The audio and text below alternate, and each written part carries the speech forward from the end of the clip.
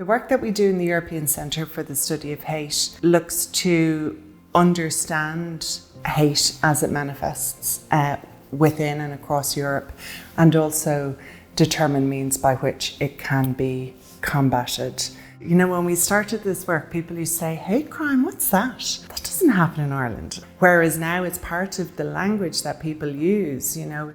Right now, we are seeing an increase in prejudice-motivated speech and violence, really on a global scale. In our centre, we help those who can make change, those who have the capacity to address these issues, to understand both at a structural level in terms of how is this type of environment facilitated, right down to the micro level of understanding how this type of hate or prejudice or bias manifests in face-to-face interactions between people. What's really important about the collaboration that we do is that we learn about each other's disciplines, and so we become not super articulate, but we understand what each other is saying. And it really is at that point of collaboration that the impact happens. It's at that point of collaboration that the magic happens, I suppose, where we can say, this is what needs to change. The research has been very instrumental and invaluable to the work that we do at Doris, specifically around how hate crimes impact not only the individual but also the society as a whole. We have used that research in our direct support, so it informs how we support victims, but also in advocacy work.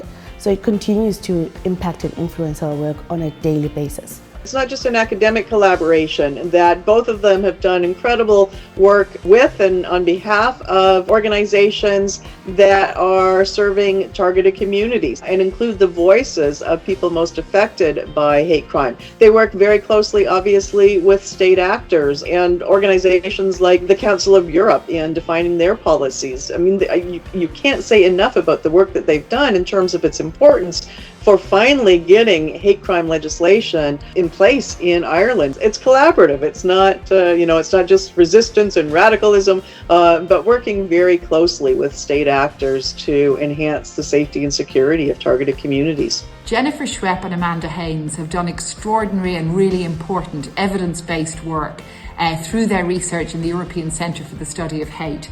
And this work has really impacted positively on my own role as a legislator. I found it extremely useful in developing legislation on hate crime, and I believe they have made a real impact through their academic scholarship.